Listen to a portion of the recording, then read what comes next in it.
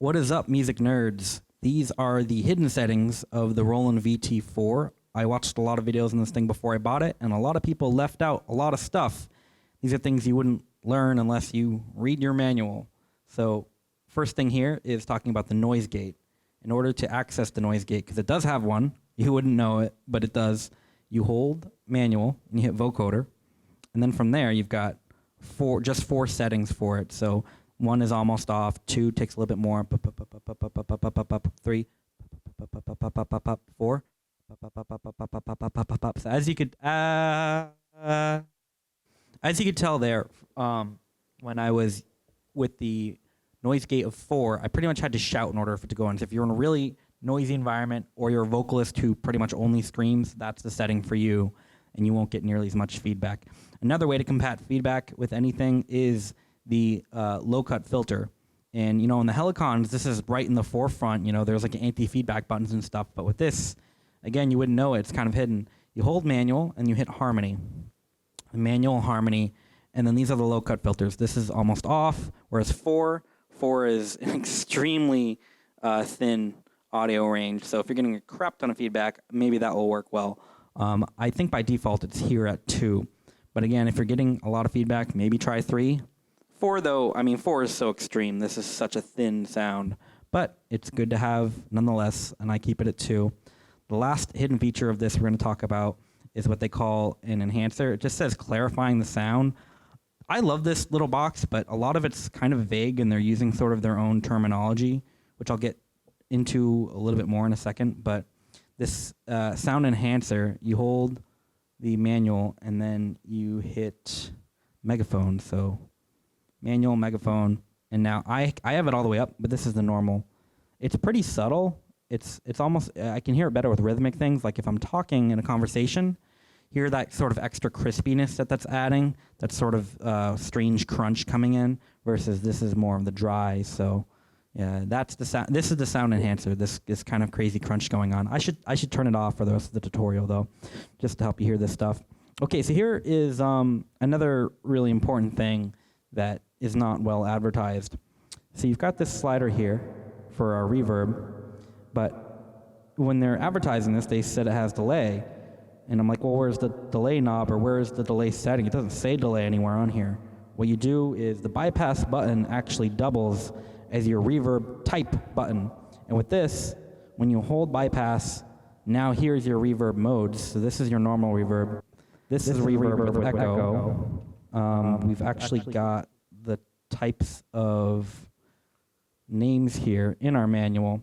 So for example, looking at reverb, we've got reverb, echo, tempo delay, and dub echo. So reverb, echo, tempo delay. And the last one's dub. So that's cool, but that's kind of a pain in the butt to get to, and there's no real nuance on these. Because the real problem is, you know, and all of these have the same 4 settings each. So, for example, if you turn on your robot, okay, and I've got high mix here on the robot, robot 1, robot 2, robot 3, robot 4. So each of these has 4 different settings, which, again, are all only listed in here if you want to know what they are. But here's the last thing, though, that I want to talk about with this unit, and this is pretty important for people who have not yet bought this. And this is what I would consider by far the biggest disappointment with this machine. So it's cool that I can dial in one of 4 settings for each one of these pieces. However, you cannot have these 3 knobs independent per each effect. So, for example, if I like the robot, but I only want a little bit of robot, okay? All right, and then let's say I like the megaphone. Maybe I want a lot of megaphone. I cannot have a lot of megaphone and only a little bit of robot. A simple way to fix this in terms of just UIs, if I could hold robot and then dial in what I want, and then somehow keep that setting and then dial in megaphone at a different amount. You know, keep the robot down here and the megaphone up here. But again, as you can see, it didn't work. That just dialed in both. So I get that they are trying to make something that's really simple that you don't need to look at when your other hands are using instruments, but the fact that I can't have a little bit of one effect and a lot of another effect is a serious problem. I mean, you do have a difference here with the reverb. Like, the reverb is always independent, and if I could control the reverb and the delay independently from each other, that would be awesome too.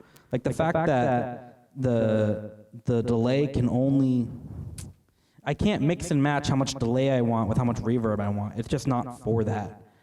This is very much a curated sound. You know, they've kind of in their own minds came up with maybe 20 different sounds, and they want you to more or less pick from them. I hate to say it, but it is...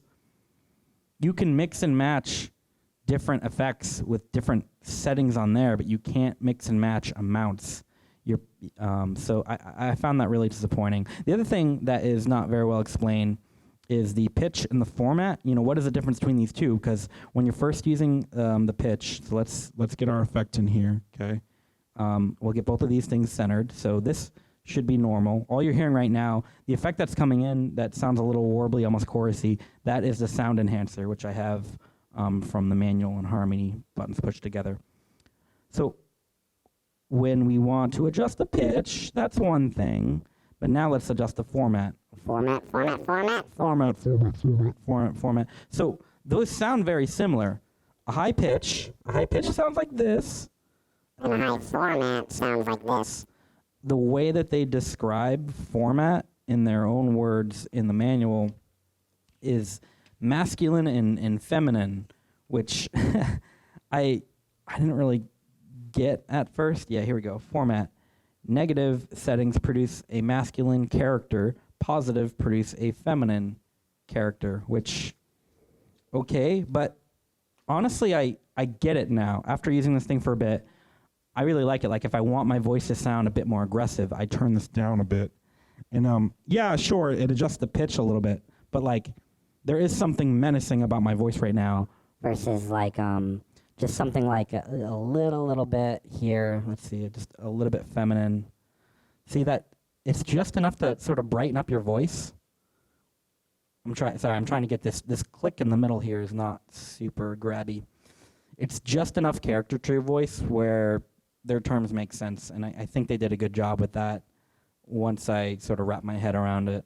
I thought that was cool. So those are the hidden settings here on the Roland VT-4, things that are kind of poorly advertised and not talked about nearly enough in other videos.